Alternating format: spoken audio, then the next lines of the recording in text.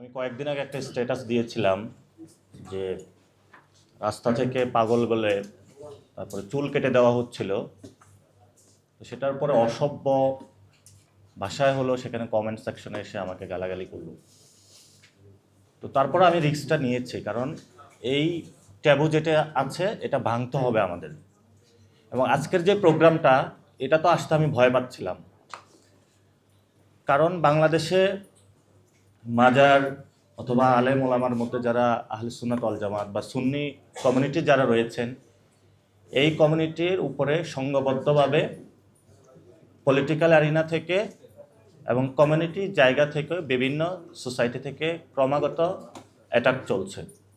বিভিন্ন পার্সপেক্টিভ থাকতে পারে যে আওয়ামী লীগের আমলে আহলে সুন্নাত ওয়াল জামাত আওয়ামী লীগের সাথে অনেক বেশি ঘেঁষাঘেঁষি করেছিল, আবার এই বাইতুল মোকাররমে আহলে সুন্নাত ওয়াল জামাতের নামে যারা ছিল তারাই ছিল, বাকিদেরকে ঢুকতে দেওয়া হয় নাই।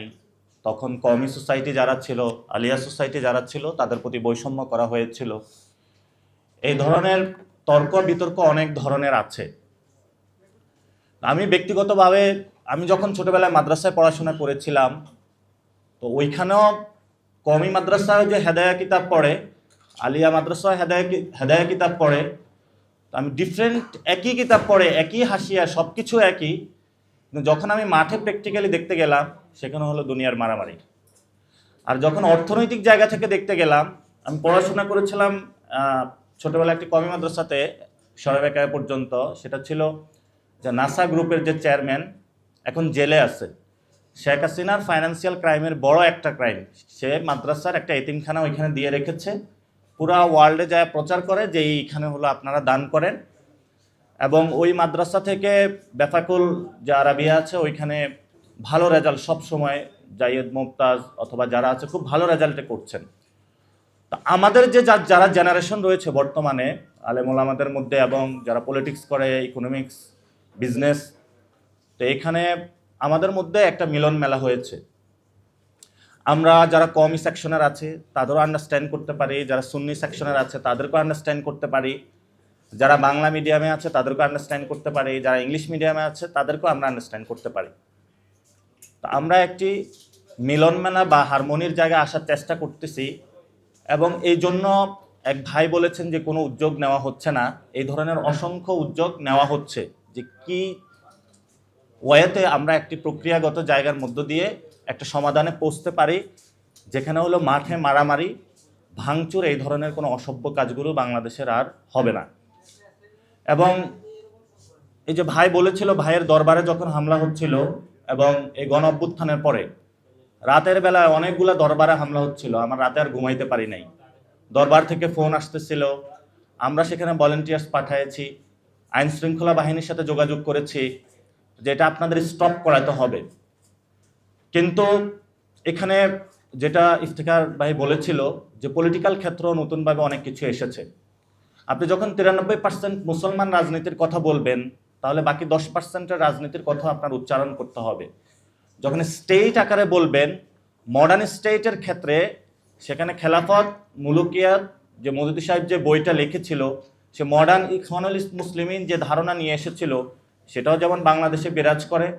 দেওবন্দি দ্বারার যারা রাজনীতি করেছিল, জমিয়ত ওলামা ইসলাম হিন্দ থেকে মাহমুদুল হাসান অথবা নদভী সাহেবরা, সেখানেও ওনাদের একটা ধারা বিরাজ করে।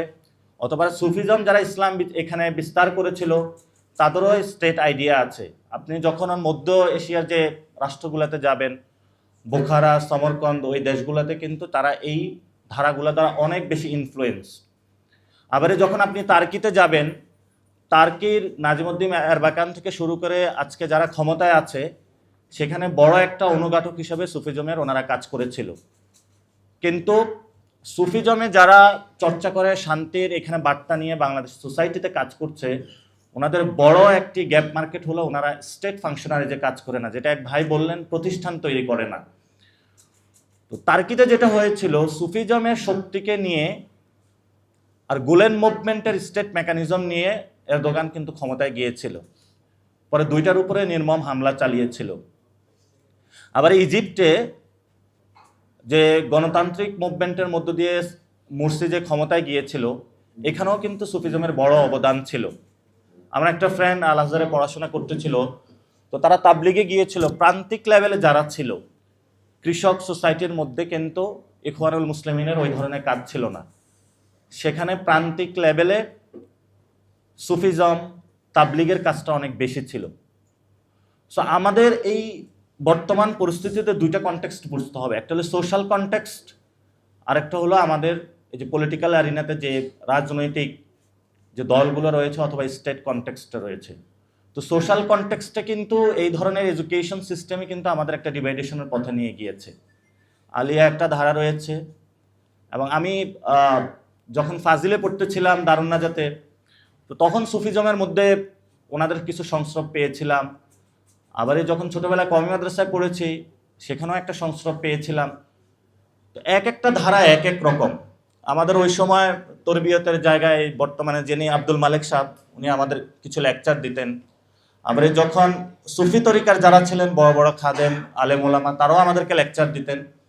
সোশ্যাল কনটেক্সটে তো বাংলা মিডিয়াম, ইংলিশ মিডিয়াম, আলিয়া, কওমি, নতুন করে আবার জামায়াত ইসলামী একটা এডুকেশন চালু করেছে তাদের এডুকেশন সোসাইটি নামে, কিন্ডারগার্টেন দিয়ে, যেটা হলো একদম নবিশ বাচ্চাদের দিয়ে। অসংখ্য ধরনের এই ধরনের বাংলাদেশের এডুকেশন সিস্টেম নিয়ে এসে আমাদের সোসাইটাল আকারে, যেখানে আমাদের সোশ্যালের একটা বড় ইনস্টিটিউশন এডুকেশন সেক্টর, সেখান থেকে তো আমাদের ডিভাইডেশনটা শুরু হয়ে যায়। এবং আমরা যখন মাদ্রাসায় পড়াশোনা করতাম, সেখানে হলো মুনাজারা হতো। মুনাজারার টপিক থাকতো কাদিয়ানি বনাম যে সুন্নি, এটা নিয়ে বড় একটা ধুমধাম করে হলো সেখানে হতো। তার পরবর্তীতে অনেক ব্যানার গঠিত হলো বাংলাদেশে খতমে নবুয়াত, সেখানেও দেখলাম অনেক মারামারি হলো, কাটাকাটি হলো। বড় হতো সেখানে যে মিলাদ কিয়াম জায়েজ আছে নাকি নাই, তারপরে হলো আপনার কবরের কাছে গিয়ে সে প্রার্থনা করবে নাকি করবে না, তারপরে হলো। এবং এর মধ্যে আরেকটা জিনিস এসেছে, যেটা হলো লাল সালুর কথা বলেছে, যে আমরা যখন মাদ্রাসা পড়তেছিলাম সেখানে একদিন দেখলাম হুট করে একজন হলো পীর দাবি করে বসলো, এবং পরবর্তীতে ওইখানে একটি মাজার তৈরি হয়, এবং সেই মাজারের সংস্কৃতির মধ্যে এগুলো বলতো কেমন যেন, সেখানে নারী পুরুষ মানে ড্যান্স নৃত্য সব কিছুই ছিল। তো উনি কিন্তু মাজারের নাম দিয়ে ওনার ব্যবসাটা চালিয়েছে। তো সোশ্যাল কনটেক্সটে অনেক ধরনের এখানে আমাদের উপাদান আছে। এই কনটেক্সটগুলোতে যদি আপনারা যারা সোসাইটিতে কমিউনিটি আকারে লিডারশিপ আছেন, আপনারা যেটা এখানে আলোচনা এসেছে, একটি গবেষণা প্রতিষ্ঠান করে যদি গঠন করা যায় কোনো কিছু, তাহলে বাংলাদেশের সোশ্যাল কনটেক্সটে যদি এটার হারমোনি বা একটা মিলন মেলা আমরা সৃষ্টি করতে পারি, তাহলে আমরা পরবর্তীতে স্টেট লেভেল পর্যন্ত নিয়ে যেতে পারবো। আর সেই ক্ষেত্রে আজকের আপনারা একটি প্রস্তাবনা দিয়েছেন যে একটি কমিশন গঠন করতে হবে। এটা একটি ভালো প্রস্তাবনা। আমরা এনসিপির থেকে আপনাদের এটা সাথে আছি। বাংলাদেশে আসলে এই মাজার খানকা এই রিলেটেড একটি কমিশন গঠন করা প্রয়োজন, যেই কমিশন গঠনের মধ্য দিয়ে কনফ্লিক্ট যেগুলো হবে সেগুলো রিজলিউশন হবে, এবং আমাদের সোশ্যাল হারমোনিতে কীভাবে সোশ্যাল কনটেক্সট থেকে স্টেট পর্যন্ত যাওয়া যায়, সেই ক্ষেত্রে আমরা একটি ওয়ে আউট বের করতে পারবো। সেকেন্ড একটি বিষয় যেটা হলো স্টেট ফর্মুলেশনে। যখন ঢাকা ভার্সিটিতে আবার আমরা দেখলাম এই সেক্টরগুলোতে, ইংলিশ মিডিয়ামে যখন আসলাম আমরা, তখন সেখানে দেখলাম সোশ্যাল কনটেক্সটের কওমি ধারা, আলিয়া ধারা, এবং এই যে সুন্নির ধারার যে মাদ্রাসাগুলো রয়েছে, আমাদের অসংখ্য সহপাঠী ছিল সুন্নি ধারা থেকে, জামিয়া সুন্নিয়া থেকে ছিল, আবার এই মওদুদিবাদ থেকে, সেখানে হলো মিল্লাত থেকে ছিল, কওমি থেকেও অনেকে আসছিল। কিন্তু ইউনিভার্সিটিতে আসার পরে সেখানে কিন্তু কেউ চর্চাটাও রাখে নাই, আর ওই পলিটিক্সটাও করে নাই। সেই পলিটিক্সের মধ্যে নতুন করে যে দলগুলো আবির্ভূত হলো, সেটা হলো আওয়ামী লীগ, বিএনপি, জাতীয় পার্টি। হেফাজতের ওইভাবে অ্যাক্টিভিটিস আমরা ইউনিভার্সিটিতে দেখি নাই, ভাঙগড়না রাজনীতির দল। তো আমরা যখন সোসাইটিতে বিরাজ করি, তখন এক ধরনের আমাদের সোশ্যাল পলিটিক্যাল এরিনা, যখন ইউনিভার্সিটিতে আসি বা ন্যাশনাল লেভেলে যাই, তখন আরেক ধরনের এরিনা। ফলত এই ধরনের এই সোসাইটিতে যারা রয়েছেন, যারা আপনারা আলেম ওলামা রয়েছেন, আর যারা ন্যাশনাল লেভেলে রাজনীতি করতেছে, আপনাদের মধ্যে আর আমাদের মধ্যে একটা বিস্তর ফারাক রয়ে গিয়েছে। অর্থাৎ আমরাও আপনাদের ভাষা বুঝি না, আর আপনারাও আমাদের ভাষা বুঝেন না। আমরা যখন আপনাদেরকে বলতে যাই যে এই বিষয়ে আমাদের এই সিদ্ধান্তে আসতে হবে, আপনারা মনে করেন যে এই লোকটা আমাদের কথা বলতেছে না, আমাদের কথাটা আমাদেরই বলতে হবে। এবং মাঠে গিয়ে কয়েকদিন আগে পটিয়াতে হাটাজারিতে একটা মারামারি হয়েছে। সেখানে আমি সারা রাত জেগে রয়েছি, সুন্নি পক্ষ এবং কওমি পক্ষ। কওমি পক্ষের যারা আছে তাদেরকেও ফোন দিলাম, তারা বলল আমাদের কাছে যথেষ্ট বাঁশ লাঠি আছে, আমরা অ্যাটাক করতে পারবো এবং আমরা জয়ী হব। সুন্নিদেরকেও ফোন দিলাম, ওনারা বলল আমাদের কাছে এবার যথেষ্ট আছে, দেওয়ালে পিঠ থেকে গেছে, এখন আর কিছু করার নাই। তো দুই পক্ষের মারামারি। তারপরে বড় যারা হজরত ছিল ওনাদের সাথে দীর্ঘক্ষণ বৈঠকের পরে, কমিউনিকেশনের পরে একটা পর্যায়ে আমরা শান্তিপূর্ণ পর্যায়ে আসলাম। পরে আমরা ওনাদেরকে বললাম যে যাদের কাছে বাঁশ লাঠি থাকুক না কেন, স্টেট লেভেলে স্টেটের কোনো ধর্ম হতে পারে না। যদি আপনি মডার্ন স্টেটে যান, যেটা হলো এরশাদ সাহেব এই অকাজটা করেছিল, স্টেটের সাথে ধর্ম জুড়ে দিয়েছিল। আপনি যদি ধর্ম জুড়ে দিতে চান তাহলে খেলাফত বা মুলুকিয়তে আপনি চলে যান। আর মডার্ন স্টেটের মধ্যে যদি আপনি ধর্ম জুড়ে দিতে চান, তখন ক্ষমতার মধ্যে এসে যারা জামায়াত ইসলামী তারা তাদের ধর্ম প্রতিষ্ঠা করতে চাবে, যারা হেফাজতে ইসলাম তারা তাদের মতন চালাতে চাবে, যারা আহলে সুন্নাত ওয়াল জামাত তারা তাদের মতন চালাতে চাবে। এই জন্য সেখানে আমরা যে প্রপোজিশনটা দিয়ে থাকি সেটা হলো রাইটস বেসড সোসাইটি আমরা তৈরি করতে চাই। যদি আমরা এটা এনশিওর করতে পারি, তাহলে সংবিধান যদি সবার অধিকারটা নিশ্চিত করতে পারে, যিনি আহলে সুন্নাত ওয়াল জামাতের আছেন উনিও ভালো থাকবেন, যিনি কওমি গণনা রয়েছেন উনিও ভালো থাকবেন, যিনি জামায়াত ইসলামের এই মতবাদে বিশ্বাসী উনিও ভালো থাকবেন। তো উনি ওনারটা প্রচার করুক, প্রচারের মধ্য দিয়ে যে জয়ী হয় সেই জয়ীটাই হলো সমাজে এস্টাবলিশ হোক, এটা তো আমাদের কোনো প্রবলেম নাই। গণতন্ত্রের মধ্য দিয়ে আপনারা যদি ক্ষমতায় আসতে পারেন, সেটা পিপল সাপোর্ট দিয়ে আপনারা আসেন, সেটা তো আমাদের আপত্তি নাই।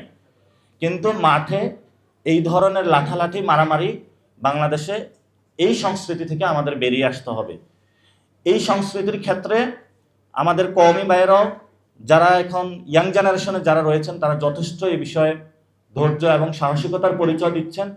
যারা আমাদের আকাবিররা রয়েছেন সুন্নি গণনা থেকে, তারাও যথেষ্ট ধৈর্য এবং সাহসিকতার পরিচয় দিচ্ছেন। প্রবলেম হইল, একটা সময় ছিল শাহ আজিজুল হক মুফতি আমিনের মতন লিডারশিপ ছিল কওমি এরিনাতে, সুন্নি এরিনাতে বড় বড় লিডারশিপ ছিল, কিন্তু এখনো দুই এরিনাতে এই দুই ধরনের কোনো তারকার আর নাই। ফলত এটা হলো একটা ডিসফাংশনাল সিস্টেম হয়ে গিয়েছে। আমরা যখন ফোন দিতে হয়, জিরি মাদ্রাসা যদি ঠিক থাকে পটিয়া ঠিক থাকে না, পটিয়া ঠিক থাকলে আবার দেখা গেছে হাটহাজারি হলো ঠিক থাকে না, হাটহাজারি ঠিক করলে আবার দারুল আরকাম হলো ঠিক থাকে না।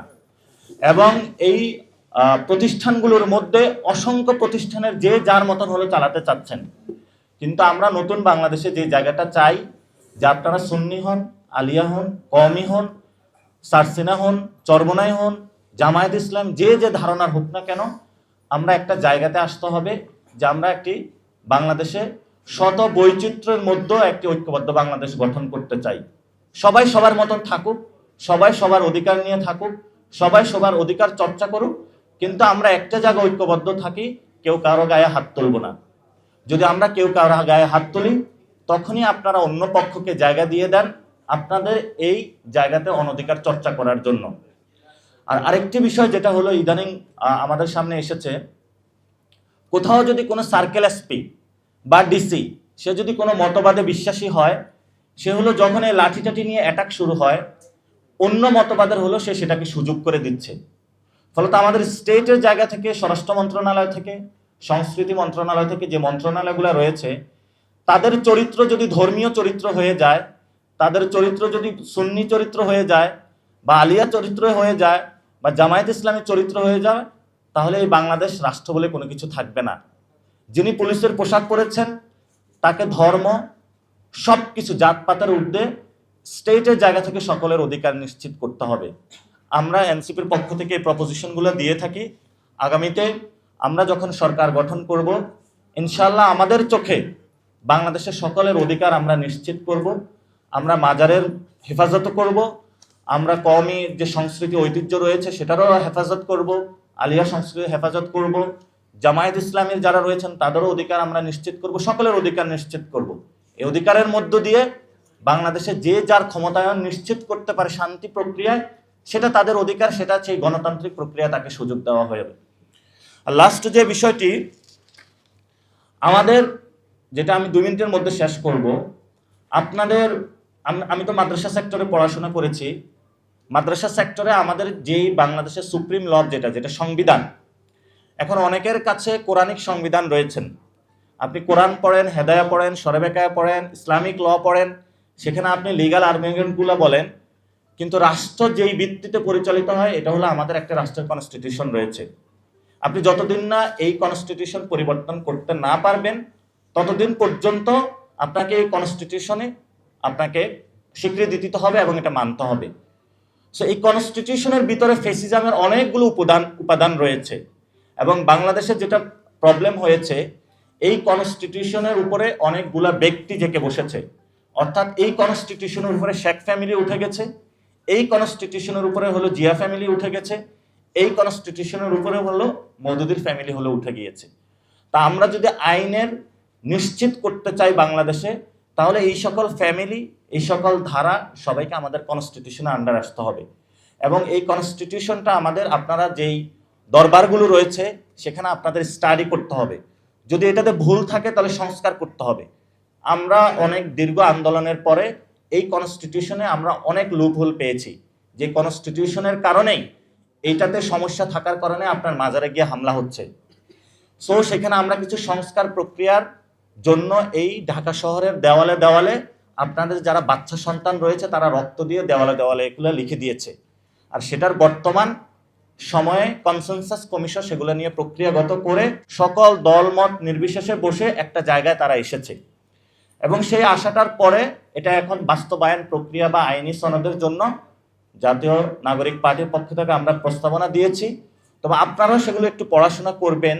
আপনাদের যে এরিনা আছে, যদিও সেখানে কোরআনিক আইন রয়েছে, কোরআনিক সংবিধান রয়েছে, কোরআনিক কিতাব অথবা হাদিস বিভিন্ন জায়গাতে রয়েছে, ফিকে কিতাবগুলো রয়েছে, স্টেটে যখন আপনি নাগরিক হিসাবে বসবাস করবেন, স্টেটে যে সিটিজেন চার্টারগুলো রয়েছে সেগুলো আপনাদের একটু দয়া করে পড়বেন এবং আমাদেরকেও সেই বিষয়ে যদি আমরা সচেতন হতে পারি, আমাদের সামনে একটি সুযোগ এসেছে সংস্কার প্রক্রিয়া বাস্তবায়ন করার।